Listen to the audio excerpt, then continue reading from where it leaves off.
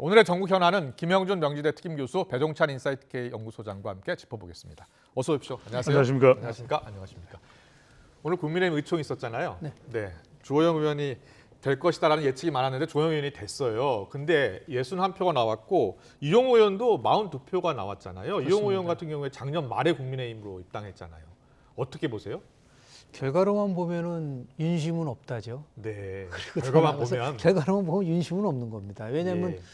뭐 주호영 의원 추대론이 압도적 분위기 속에서 그랬죠. 아마 한 8대2 정도가 되지 않을까. 많아야 한 8대2 정도라고 했는데 이렇게 6대4로 나왔기 예, 때문에 예. 굉장히 본인 스스로도 깜짝 놀랐다고 얘기를 하잖아요. 아, 예. 다만 이제 결과를 정치적으로 해석을 한다고 한다면 일종의 그 초선 재선 중심으로 한 전략적 선택을 한 것 같아요. 그러니까 예. 예를 들어서 어차피 뭐 원내대표는 주호영 의원이 될 텐데 네. 여기서 뭔가 당이 변화되는 모습을 보이려고 한다면 주호영 원내대표한테는 안정, 그리고 이용호 의원한테는 변화. 다시 얘기해서 안정적 변화를 요구하는 그런 쪽에서의 분위기가 어느 정도 감지된 부분들은 분명히 있지 않을까. 다시 얘기해서 여전히 국민의힘 내에서도 변화에 대한 목마름은 있다. 근데 이것이 지금 뭐 혁신에도 실은 있지만 변화가 네. 탄력을 받지 못하고 있고 다 이것이 이제 정치사법화 문제 때문에 예. 이 법원의 판결이 어떻게 나오냐에 따라서 그렇죠. 훅훅 바뀌니까 이런 부분에 대한 고심이 반영된 결과가 아닌가 저는 그렇게 생각을 합니다. 그렇군요. 정치적인 전략적인 선택 아니겠느냐. 6대 4도. 그럼요. 예. 그러니까 42표의 이른바 반란표가 왜 생겼을까? 그러니까 이 61대 42가 친윤대 비윤으로 구분하기는 좀 어려울 것 같아요. 네. 그런데 주호영 원내대표 형식의 문제 해결에 대해서는 반대한다. 왜냐하면 직전 비대위원장인데 직무정지를 또 판결받았지 않습니까? 네. 그렇다면 뭔가 좀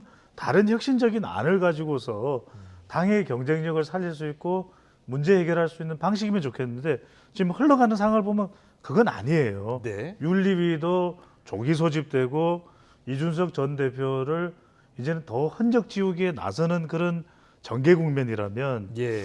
적어도 원내대표면은 권성동 원내대표를 좀 대체할 수 있는 수도권이나 네. 수도권, 서울, 경기, 인천이나 또는 차라리 충청권이. 근데 충청권은 지금 정진석 비대위원장이 있단 말이거든요. 네. 좀 PK 지역, TK가 아니라 PK에 지금 PK 여론이 안 좋습니다, 별로. 그런데 예. PK에 한 3선 정도의 적임자가 없었을까라는 생각을 가질 수가 있는 것이죠. 알겠습니다. 지금 김현주 교수님 정치적인 전략적인 선택이 네. 숨어 있는 것 같다는 얘기 해주셨잖아요. 그렇습니다. 그런데요. 주호영 원내대표가 만약에 정진석 비대위가 법원에서 가처분 신청해서 인용이 된다면 그러면 당 대표 대행까지 맡게 되잖아요. 그것까지 고려한 것으로 보이죠. 저는 그렇게 봅니다. 왜냐하면은 28일 날 법원 결정이 정말 예측이 힘들잖아요. 다만 예. 1차 가처분을 맡았던 판사가 그대로 맡고 있다는 것이 변수라고 하더라도 네. 일부 인용이 된다고 한다면 결국은 뭐 정진석 비대위도 또 무너지게 됐을 그때 그 상황을 어떻게 극복할 거냐. 그래서 원내대표도 아주 굉장히 경륜과 더 나아가서 윤석열 대통령과의 관계도 아마 고려가 됐을 거라고 저는 봐요. 그러다 예, 보니까 예. 이 부분이 결국은 앞으로 지금은 투톱이지만 언제든지 원톱으로 바뀔 수 있는데요. 실은 세 가지에 대해서 집중적으로 관리형이 아니고 혁신형으로도 갈 수도 있다. 예. 전당대회를 어떻게 지금 치를 것이냐에 대한 문제, 더 나아가서 지금 이게 당 개혁을 어떻게 할 거야. 이거는 원래 비대위와의 소관이지만 비대위 체제가 만약에 또 정무정지를 당하면은 자연스럽게 그 임무가 원톱으로 갈 수밖에 없는 부분들이 있고요. 더 네. 중요한 거는 지금 정기국회가 정말 좀 중요한 자리거든요. 예. 새 정부가 출범해서 각종 국정 과제를 법제화시키지 않으면요 아무런 의미가 없는 거죠. 그러면 일반 국민들이 느꼈을 때는 아니 공약으로 해놓고 나서 실현이 안 되는데 그런 정당한테 우리가 지지를 해줄 수 있느냐라고 하는 부분과 네. 더불어서 지금 야당은 아주 파상적인 공격을 좀 예고를 하고 있지 않습니까? 입법과 그렇습니다. 관련돼서 예. 노란봉투법을 포함해서 네. 이거를 막아내기 위해서는 정말 경륜과 경험이 있는 이러한 분이 결국 원내대표를 맡아야 되지 않느냐라고 하는 그런 것이 이제 그 권력을 운영하는 핵심 층에서 생각하고 있는 여러 가지 그런 것이 포석이다. 저는 그렇게 생각합니다. 그렇군요. 김현주 교수님은요. 지금 단순히 이 관리형 비대위를 넘어서 혁신형 비대위로 갈 수도 있다. 왜냐하면 2차 비대위도 법원에서 만약에 인용이 된다면 3차 비대위 할 수 없는 그렇습니다. 거 아니겠습니까? 그럼 결국은 원톱으로 가야 되는데 원톱으로는 주호영 원내대표가 적합하다라는 어떤 정치적인 해석이 있다라는 말씀이세요? 어떻게 보세요? 그렇습니다. 김영준 교수님의 분석에 상당 부분 공감하는데 그렇다고 해서 당 대표 직무 대행까지도 염두에 두고 주호영 원내대표 카드를 꺼내 들었다고 봐야 되겠죠. 아. 그런데 이것 자체가 과연 혁신형으로 앞으로 당을 전개하는 그렇게는 어렵게 봐요. 네. 하지만 어떤 이야기를 또 주호영 원내대표가 했냐면은 권성동 원내대표의 자녀 임기 동안을 본인이 원내대표로서의 역할을 하겠다라는 이야기를 했거든요. 예. 그렇다면 이용호 의원의 42표가 비윤이나 반윤으로 보기는 어려워요. 예, 하지만 예. 지금의 해결 방식에 동의하지는 못한다는 이야기인 것이거든요. 그렇다면은 42표 정도의 비율에 지금의 문제 해결 방식에 공감하지 못하는데 혁신적인 지도부가 될 수 있는 무게가 실리냐? 그건 어려운 거죠. 그건 여론상으로도 어려운 거죠. 예. 그렇다면 적어도 다음 전당대회까지를 잘 관리하고 크게 이탈이 없게 특히 5선의 중진이기 때문에 TK라는 거예요. 네. 더군다나 다시 주호영 원내대표의 카드를 빼드는 것은 지금 이준석 전 대표가 어디에서 배수진을 치고 있습니까? 대구입니다. 네. TK 7곡이에요. 그러니까 여기에 누구보다도 유연한 정치력을 가지고 있는 주호영 원내대표라면 이 정도는 돌파할 수 있을 것이다. 네. 라고 이제 대통령과 윤심이 실려 있는 또 윤핵관들 사이에서는 이런 교통정리가 이루어졌다고 봐야 되겠죠. 그렇군요. 이 조영호 원내대표가 대표가 된 다음에 가장 먼저 이야기했던 게 당의 안정입니다. 그렇습니다. 그리고 당의 안정이 중요하다라고 얘기하면서 이준석 전 대표 때문에 당이 어려운 상황에 처해 있다는 말도 했고요. 근데 오늘 보니까 이준석 전 대표 추가 징계 논의가 있더라고요. 그렇습니다. 어떤 결론이 날 것 같습니다. 여러 가지 변수가 지금 굉장히 복합적으로 작용될 가능성이 큽니다. 예. 지금 이준석 전 대표에 대한 추가 징계가 시작이 됐는데 관심 있는 거는 그 결정이 어느 때 나오냐는 거죠. 언제 나오느냐? 그게 제가 예, 28일 이전에 나오느냐 이후에 나오느냐에 따라서 정책 파장은 굉장히 다를 가능성이 커요. 네. 만약에 28일 이전에 나와서 지금 뭐 당원권 정지 6개월인데 그보다 더 강한 징계가 나온다고 한다는 거는 뭐 당원권을 1년 정지할지 2년 정지할지는 뭐 판단하겠지만 네. 더 강한 징계라는 거는 결국은 탈당 권유인데 탈당 권유는 거의 제명과 마찬가지예요. 그렇죠. 예. 그리고 제명이란 말이죠. 그래서 만약에 28일 이전에 탈당 권유나 제명이 나오게 되면 그것이 바로 가처분 신청한 것에 대한 판결에 영향을 미칠 수도 있다. 그러니까 그렇죠. 아예 가처분 신청할 자격이 없는 사람이 했기 때문에 그런 것을 노려서 28일 이전에 할 거냐. 예. 아니면 28일 그건 너무나 이제 정치적으로 그렇게 후폭풍이 이해할 크기 때문에 수도 있겠네요. 예. 그러면 28일 이후에 나왔을 경우에 만약에 징계까지 해서 탈당까지 하고 28일 날 이후에 비대위가 다시 정지된다고 한다면 예. 결국은 주호영 원내대표가 원톱으로 갈 수밖에 없는데 기간은 6개월이라는 거는 굉장히 긴 거예요. 예. 지금 9월인데 내년 4월까지인단 말이죠. 이거는 단순한 관리형으로 되지 않는다. 42표 속에서 함축되고 있는 거는 뭐냐면 관리형으로 가지 말라는 거예요. 네. 그렇게 해석을 우리가 할 필요가 있는 거예요. 그러니까 당연히 안정을 하지만은 28일 이후에 어떤 결과가 나오냐에 따라서 주호영 원내대표가 취할 수 있는 행보는 완전히 달라질 수도 있다. 그렇군요. 그런 함축성을 갖고 있다고 저는 봅니다. 예, 알겠습니다. 근데 주호영 원내대표 이야기 해보면 주호영 네. 원내대표가 과거에 2016년에도 당대표 선거에 나갔었고 예. 그리고 2021년에도 당대표 선거에 나갔기 때문에 원내대표는 벌써 2차례, 3차례고요. 본인도 당대표 선거에 나가고 싶어 할 거 아닙니까? 그럴 가능성이 있죠. 예, 예. 그런데 그게 언제 확실시 되느냐? 28일 이후로 예상되는 그 법원의 가처분 신청 결과도 영향을 미치겠습니까? 예, 영향을 미칠 수가 있고 예. 저는 이준석 전 대표에 대해서 당윤리위의 전개가 저는 좀 더 빨라질 수도 있을 것이다. 28일보다도 더 이전에. 예. 왜냐하면은 오늘이 19일이죠. 어제 윤리위가 열렸거든요. 네. 이게 윤리위라는 게 시간이 더 지체되면 지체될수록 논란이 어떻게 되겠습니까? 커질 수밖에 없는 겁니다. 예, 예. 계속해서 관련되는 보도와 이준석 전 대표는 유엔에까지 제소하겠다 이런 얘기가 나오거든요. 이건 대통령 국정 운영에도 부담이 될 수밖에 없는 거예요. 네. 저는 지난번 같은 경우에도 6월 28일 징계 여부 결정 여부가 이야기 나오다가 7월 7일에 징계가 결정됐지 않습니까? 예. 그 이야기는 이걸 일주일이나 열흘 이상 가게 되면 아. 너무 길어지면서 네. 더 큰 논란이 될 겁니다. 그렇다면 28일 이전에 결정이 날 가능성이 있다면 결과적으로는 이준석 전 대표가 탈당 권유를 받는다 하더라도 바로 탈당 안 하거든요. 왜? 반발하겠죠, 당연히. 네. 그러면 이 시간도 걸릴 수밖에 없습니다. 정작 어느 정도 이런 절차적인 정리가 되는 것은 대체로 연말 정도 가까이 시간은 걸릴 수밖에 없을 거예요. 추가 징계 결정이 나오면은 또 이준석 대표는 또 가처분 신청한다고 그러니까요. 했어요. 예. 그렇기 때문에 저는 오히려 윤리위가 시간을 끌 이유는 없을 것이다. 네. 그리고 이양희 위원장, 윤리위 위원장의 경우에도 기자들의 질문에 대해서 상당히 좀 단호한 답변 내용이었거든요. 그랬죠. 구체적으로 어떤 발언이 있었는지 품위 손상이 있었는지는 말하기 싫다. 이런 이야기를 할 정도면 저는 이걸 시간을 끌지 않을 가능성이 상당히 더 높다라고 봅니다. 시간을 끌지 네. 않을 것이다.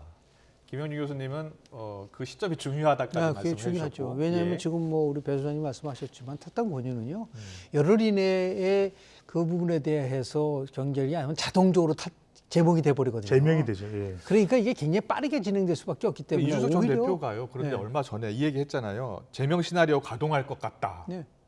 이미 예측을 하고 있었던 것 같기도 하고요. 뭐 왜냐하면 지금 28일 판결에 대한 부분들을 갖고 있는 국민의힘이 갖고 있는 일종의 트라우마라고 봐요. 네, 네. 그러니까 만약에 진짜 3차까지 갈 수는 없잖아요. 그렇죠. 그렇다고 예. 한다면 이 부분에 대해서 뭔가 빨리 종지부를 찍어야 되는데 이럴 경우의 방법은 어떻게 가야 되냐라는 고심 끝에서 네. 결국 이제 윤리위가 작동될 수밖에 없는 거고 그 윤리위에 지금 출원에 불과하지 않습니까? 예, 예. 뭐 징계가 어떤 내용이 나올지는 모르겠으나 여하튼 28일 이전과 이후에 윤리위 결정이 나올 거냐 안 나올 거냐. 네. 28일 이후에 법원의 결정이 기각이냐 인용이냐고 하는 이 두 가지 변수에 의해서 지금 애석하게도 지금 이럴 때가 아닌데 네. 집권 여당이 이럴 때가 아니거든요. 굉장히 경제적으로 어렵고 외교적으로도 힘들고 북한의 변수도 있는데 이 문제 가지고 이렇게 질질 끈다는 거는 굉장히 조금 일찍 집권당으로서 나올 가능성도 있다고 보시는 거네요. 뭐 일찍 나올 수도 있겠으나 네. 저는 정상적이라고 한다면 예. 28일 날 지금 예정돼 있지 않습니까? 네. 그날 정확하게 하는 것이 오히려 다른 여러 가지 의혹들을 잠재울 수 있는데 네. 이걸 또 앞에 내세우면 어떤 일이 나오냐면 결국 판결에 영향을 주기 위해서 미리 했다라고 그런 하는 이야기 나올 수 음모론적 있죠. 시각이 나올 수 그런 얘기 나올 수 있거든요. 있죠. 왜냐하면은 결국 당원 자격이 완전히 박탈되면 예. 그건 더 이상 이준석 전 대표가 이런 가처분 신청의 효력 자체가 없어질 것이다. 네. 신청 자체의 효력이 없어질 것. 저는 조금 생각은 다릅니다. 왜냐하면은 판결문의 내용은 법률과 또 헌법을 이야기하고 있거든요. 그리고 이준석 전 대표가 가처분 신청을 하지 않는다 하더라도 또 국바세, 국민의힘 바로 세우기 등 또 청년 조직에서 또 관련 가처분 신청을 할 수가 있습니다. 저는 그리고 또 하나 중요한 것이 가처분이 이제 일단은 심리일이 28일인데 28일 날 완전히 법원에서 결정이 날지 아니면 정진석 비대위에 대한 효력 여부가 인용될지 기각될지가 그 이후에 결정될 수도 있습니다. 하지만 여기서 핵심은 우리 더 뉴스 코너를 통해서도 말씀드렸지만 제가 분석을 해드렸지만 김영준 교수님도 여론 전문가시지만 저는 이걸로 이 여론의 후폭풍은 끝나지 않는다는 거예요. 예. 그러니까 법리적인 것은 어느 정도는 일단락될지 몰라도 네. 이준석 전 대표가 가져올 여론의 파장은 저는 계속될 것으로 보입니다. 네. 지금 윤리위요. 국민의힘 윤리위 같은 경우에 항상 독립적인 기구다라는 이야기를 많이 하는데 그 윤리위에 소속돼 있는 유상범 의원이 정진석 의원하고 주고받은 문자가 지금 공개가 됐습니다. 그 문자를 보면 성상납 부분 기소가 되면 함께 올려 제명을 해야죠. 이런 문구가 나왔거든요. 물론 정진석 위원장 측은 위원장 되기 전에 의원 시절에 주고받았던 문자라 이렇게 이야기하고 있습니다만 그럼에도 불구하고 당 윤리위원하고 정진석 의원하고의 주고받은 문자가 이렇게 공개가 된 거예요. 이 문자 내용을 보면 이게 당 윤리위하고 당하고 지금 소통하고 있는 거 아니야? 충분히 이렇게 네. 의심살 수 있잖아요. 정진석 의원이 얘기한 거는 그 문자가 8월 13일 날 네. 주고받았다라고 얘기를 하고 있는데 그걸 조금 이제 부연 설명을 드리면은 윤리위에서 실은 이준석 전 대표를 1차적으로 징계를 할 때 불러서 장시간의 그 소명을 들었지 않습니까? 그랬었죠. 근데 그 내용을 저희들은 몰라요. 새벽까지 했지 않습니까? 그런데 거기에 참여한 사람이 지금 유상범 의원은 이제 윤리위로 참여를 했단 말이에요. 그러니까 네. 어떠한 소명을 했고 그때 분위기가 위원들이 그 소명에 대해서 어떤 생각을 갖고 있는지에 대해서 가장 상세히 알고 있는 사람이 유상범 저는 의원이라고 그렇겠죠. 보고 예. 그러면서 자연스럽게 아 이거는 왜 6개월이라는 그 중징계는 다들 이례적이었잖아요. 저렇게까지 나올까? 그 말은 거꾸로 얘기하면은 그 소명하는 거라든지 그 나름대로의 증거 인멸에 대한 증거가 굉장히 구체적이다라는 거를 우리가 추론할 수밖에 없는 거 아니겠습니까? 예. 그렇다고 한다면 이 사람이 검사 출신이에요. 이거는 그러면 기소되는 거 아닌가라고 하는 그런 분위기가 혹시 윤리위 전체에서 있었고 그 결과 6개월이라고 하는 다음권 정지라는 중징계가 이루어진 게 아니냐라고 추론할 수밖에 없어요. 왜냐하면 그 내용을 우리는 전혀 모르고 그 네. 안에서 어떤 일이 있는지를 모르기 때문에 저는 그렇게 생각합니다. 근데 이준석 전 대표 입장에서는요. 네. 오늘 바로 페이스북에 글을 올렸던데 윤리위원회가 비대위원장이 경찰 수사 결과를 예측하면서 징계를 상의하고 지시를 내리는 것 아니냐 예. 이렇게 지적을 했습니다. 그럼 충분한 오해를 살만할 것 같아요. 예. 왜냐하면 이준석 전 대표가 지난 7월 7일에서 7월 8일로 넘어가는 장시간 진행됐던 윤리위에서 6개월 당원권 정지 징계 처분을 받았습니다. 그때 네. 방금 전에 김영주 교수님 설명대로 분석대로 유상범 의원이 그토록 예. 성상납 의혹 정황이 강했다면 그 내용을 명분으로 해서 왜 징계를 당하지 않은 거죠? 사실은 그 명분이 아니지 않습니까? 네. 그건 경찰 수사 결과가 발표가 돼야 알 수 있는 내용이고 정확하게는 단지 정황일 뿐인 것이고 그러면 이준석 전 대표로서는 그것 자체에 불복은 하지 않았지만 예. 그 뒤에 있었던 비상 상황 선포되고 또 비대위가 구성되는 것에 대해서는 극도로 반발하는 것이거든요. 무슨 이야기냐면 차라리 이런 문자를 통해서 유상범 의원과 정진석 비대위원장 그리고 이른바 이제 이준석 전 대표의 기자회견에서는 윤핵관 호소인으로 분류가 됐던 네, 그러면 네. 오해받기 딱 십상이지 않습니까? 마치 대통령이 권성동 전 원내대표에게 보냈던 따봉 이 문자가 예. 엄청난 의혹을 불러일으켰듯이 그래서 국민들은 대통령이 당무에도 개입하고 관여하고 영향을 줄 수도 있겠구나. 그래서 저는 유상범 의원이 적어도 지금 윤리위에는 손을 떼야 된다고 봅니다. 왜냐하면 자칫 잘못하면 예. 윤리위가 지금도 다수의 국민들은 그렇게 생각해요. 다분히 정치적인 의도와 영향이 있다고 판단할 텐데 예. 이 문자를 통해서 이게 8월 13일이고 9월 13일이고 간에 예. 더 그렇게 생각할 개연성이 더 커지는 것이죠. 근데 지금 알려지기로는 이준석 전 대표가 경찰에 조사를 받았어요. 네. 어젠가요? 받았고 그리고 경찰은 여러 가지 상황을 봤을 때 이제 불기소할 가능성이 높다. 네. 그러니까 일단 기간이 너무 오래 지났다는 거예요. 공소시효를 지났다는 거예요. 그런 이야기가 나온 상황이었는데 지금 기소가 되면 이렇게 이야기를 했거든요. 그 문자가 공개가 된 겁니다. 어떻게 가이드라인 아니야? 이렇게 볼 수도 있는 근데 거거든요. 그건 뭐 시점의 문제죠. 이게 지금 얘기를 했다고 한다면은 가이드라인이라고 볼 수가 있지만 예. 비대위원장 되기 전이 아니에요. 정진석 비대위원장이 된 게 며칠 안 되잖아요. 그렇죠. 그러니까 이게 8월 달에 나왔던 걸 가지고 현 시점에서 해석을 한다는 것에 있어서의 예. 나름대로의 무리한 거는 좀 있을 수 있지만 그러나 그 세세하게 맥락을 보지를 않고 현 예. 상황에 대한 걸 가지고 만약에 공격을 하게 되면은 맞아떨어지는 게 아닌가라는 의심을 받을 수 있는 건 분명히 있어요. 그런 의미에서 우리 배 소장님 말씀하신 것처럼 유상범 의원이 윤리위에서 나오고 새로운 분을 붙이고 하든 간에 하나 분명한 거는 뭐냐면 이항희 윤리위원장을 누가 임명했죠? 이준석 대표가 임명을 한 겁니다. 그리고 윤리위의 과반수 이상은 다 외부 인사로 돼 있거든요. 네. 그럼 이분들이 전부 다 윤심에 따라서 움직이고 그렇게 되는 건가요? 그런 면에서 대해서 그러면은 본인이 이준석 전 대표가 왜 그러면 이항희 위원장을 영입을 했어요? 예. 그만큼 뭐냐면 그분이 중립적으로 객관적으로 이 문제를 풀어갈 수 있다는 판단 속에서 영입한 거 아닌가요? 예. 그런 거를 감안한다고 하지만 지금 뭐 상황이 워낙 복잡하게 꼬였기 때문에 문자 하나 발언 하나 가지고 확대 해석할 수 있는 이게 이제 확장 편향이 돼가지고 이게 더 가속화되는 그런 부분이 분명히 있을 수 있다라고 봅니다. 알겠습니다. 오늘이 9월 19일 남북 정상회담 4주년 앞두고 문재인 전 대통령이 글을 올렸죠. 이 글을 올린 것을 놓고 이 내용을 놓고서 여야 공방이 지금 시작이 됐습니다. 글은 남북 간 합의는 정부가 바뀌어도 이행돼야 할 약속이다라는 이야기를 한 건데 현안에 대한 문 전 대통령의 메시지는 이번이 처음이었습니다. 이를 놓고서 여야 공방이 이어졌는데요. 듣고서 이야기 나누겠습니다.